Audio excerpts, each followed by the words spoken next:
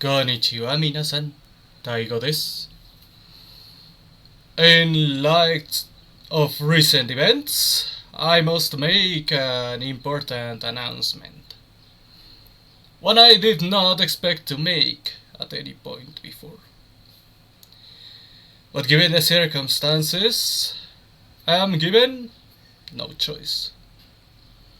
Particularly due to the grief caused by the situation with Bishoyo, which has made me extremely frustrated to the point of binge eating to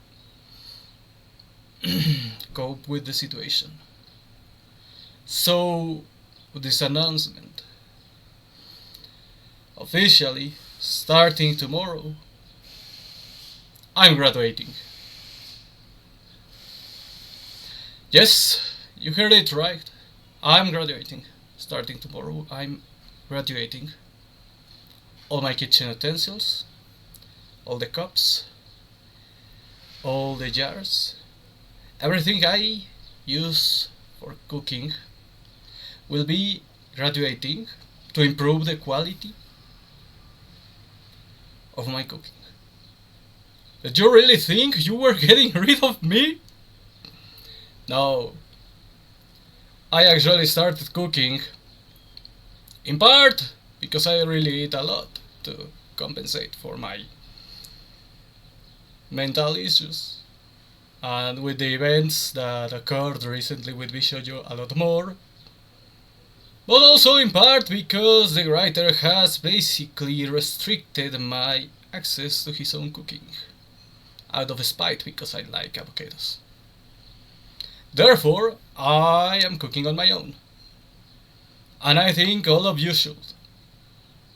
I think cooking for yourself is not just healthier than letting someone else do the cooking, but more satisfactory. The most satisfactory experience in life is a job well done and a medium rare steak. Why does the writer like it well done? I don't understand. But, well, I am a fox, of course. I prefer meat a bit fresher. He's a human, I suppose he prefers it that way because he's a human. I'm a fox. And most importantly, if you want things done well, you must do them yourself. In fact, I think many of current era problems come from relying too much on others. Come from needing others to do things for you when you are not certain they can be trusted. And that includes when you are already successful and you let others ride on your success, and this is where the serious part of the video starts. Because yes, I am indeed talking about the Bishoyo situation and about my analysis of it. I personally believe humans, in particular, but all civilized life forms that exist in this digital space, do need others to survive. You do not live in a bubble, you are not a one-man show, that's true. But you can't just trust anyone, you need to know who to trust. And particularly when it comes to hard work and projects, you should not let others hold on to you when you are already successful on your own. I'm not saying all VTubers who join a corporation are wrong. I actually think many of them make the right choice. For example, the girls from Face Connect, clearly they are not abused by their employer. They abuse their employer apparently. And the girls from Hololive, despite everything bad that has happened, particularly with the English brand, well, the Japanese branch is not struggling that much, which means at least they are not doing that bad. But you need to know who to trust, and most importantly, this is the important part pertaining Bishoyo.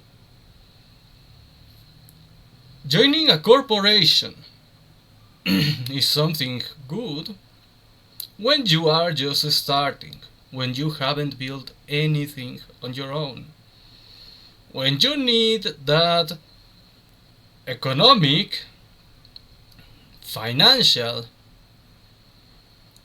and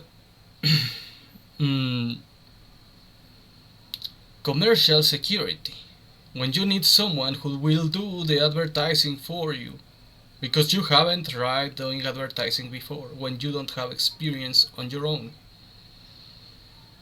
when you aren't used to work on your own. Yes, joining a corporation is ideal.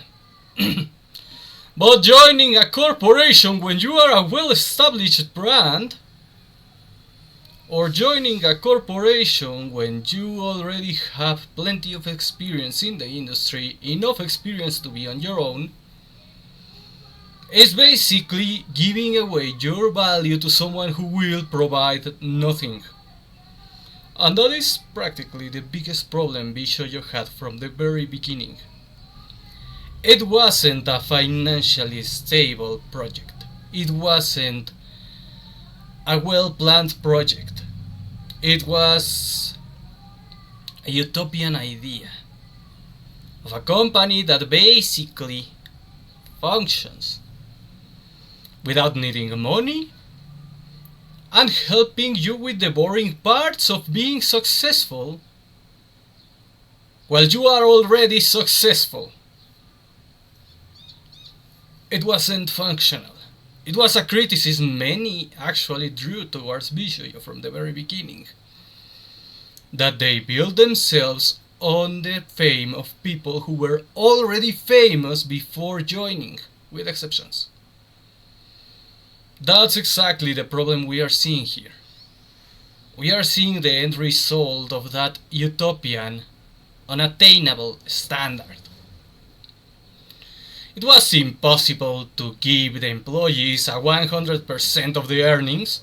Where will your earnings go? Of course, it is preferable for a well-established talent to have a higher percentage of the earnings, but 100% is never viable. You have the most viable model is always 40-60. And one side is going to take the 40 while the other takes the 60. In this case, it would have been logical that the talents who were already established and were already bringing the money in were the ones taking the 60. But in some cases, especially when you are basically having entirely new faces with no experience, well then you are going to need those talents to be the ones taking the 40. Nobody really wants to take the 40. It is not something you like. Certainly the writer has done all he can to take the biggest share of his earnings from his writing, as far as I understand. But when you depend on others, inevitably you will lose a share of the earnings. You negotiate which is the share you are getting. Try to always get the biggest one. Even if the company has the policy of giving you the smallest one, try your best to get the biggest one. Try to negotiate with them. Negotiating is how you get better pay. Not by trusting some chucklefuck, and I will say it that way because that's how he deserves to be described as, who promises you the perfect, too good to be true deal. Remember one thing, when something is too good to be true, it probably isn't true. And when it comes to deals, a deal that is too good to be true usually is a deal with the devil. You need to be cautious in business. The problem is that many in the arts, including the field of acting and voice acting, which is part of being a VTuber, and in fact I would say is the field of VTubing itself, aren't precisely experienced with business. Business is a bit of a weakness to us. And many of us would rather not have to deal with all the boring part, with taxes, with whatever. Let's not forget that time Niana Baniana was somewhat evading taxes because the government made paying taxes so impractical. She basically was like, well, until you make sure I can't pay you, I am not paying you. Most independent VTubers don't really like to do that hard part. So when someone came and said, I can do all the boring stuff for you, and in return, you have to give nothing but fame, they fell for it. And what was the result? Their money was absolutely stolen because of course they couldn't get 100% of the earnings. It was impossible to work at a company and not give something in return, because otherwise the company doesn't exist. All companies need money. I don't blame them, however. I understand why they made that mistake, because it was tempting. They are probably people inclined to trust others, which unfortunately in modern society is something that is punished with abuse, but it shouldn't be. Trusting others shouldn't be seen as weakness, shouldn't be seen as an excuse to steal from you, but what should and shouldn't be is not what it is, and unfortunately, it is that way. Unfortunately, if you trust others in this society, which is becoming more and more low trust, especially in the West, if you trust others, they will betray you. And that's a lesson they will have to learn now, that they have suffered a really serious betrayal. In the case of Iron Miles, I would even say she suffered what many could consider the ultimate betrayal, because even I, with my absolute disdain for children, and my absolute disdain for the weak, consider the idea of stealing from a charity, particularly one made for treating immune system ailments, particularly disgusting. My kind of evil is more personal. Yes, I make children cry in the streets on purpose, but the idea of stealing from a charity is disgusting. As I said, it's probably the ultimate betrayal, because she was the one who made all that money. She was the one who made all that value. She was the one who made all that wealth, and it was her wealth to be used as she saw fit. And if she wanted to donate it to charity, they had no right to take it from her. But as if they were communists, promising the greatest boons in return for your labor, they took all that wealth and value from her. In fact, I would say that's the most communist thing I have seen from a company recently. Promising you to give you the benefits of your labor entirely, taking nothing, giving you the means of production, so to speak, and in the end, stealing all the wealth from you.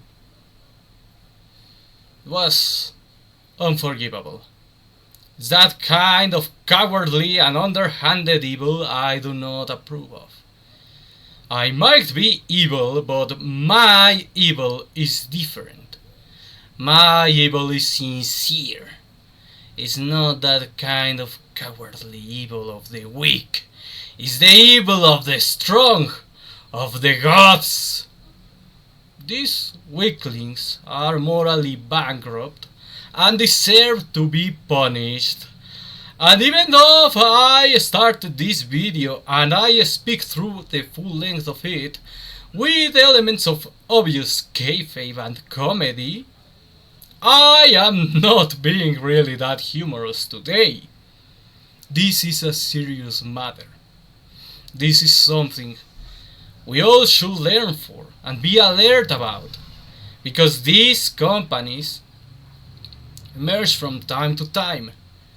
Companies which exploit the trust and vulnerability of potential employees and take everything from them. In fact, that's how many multi-level marketing companies operate, and that's something I actually noticed a lot pertaining Bishoyo, including the fact that they weren't basically allowed to talk about financial issues between each other. That's something many of the former employees have pointed at, that they were basically not allowed to talk about their pay with the other employees. Why? Because that's something multi-level marketing companies do to keep you hooked on them. Because if you knew how much they steal from other people in the company, you would start reconsidering. Bishoyo was not a normal B2B company. It was a multi-level marketing B2B company, a pyramid scheme which promised you to be your own boss. In return, just asking your talent and fame. That's why they preferred already famous people. People who couldn't immediately face financial ruin if they didn't get paid on time, because they already had enough success to have some savings and stability. That's why, generally speaking, they were considered that company which took the retirees of other companies. That's why many saw that with suspicion, including myself. Because they rarely, if ever, picked new talents, new names, who had no experience in the business and no money. Many even said the company was nepotistic, but no, turns out it was part of a huge scam. They were scamming everyone, including their talents, even those who I do not like.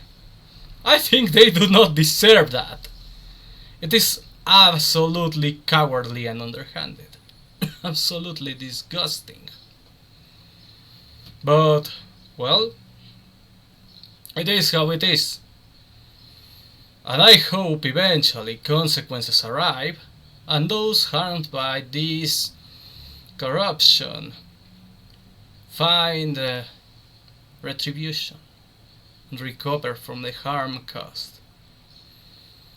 Well, that's it for today. I hope things will improve in the future.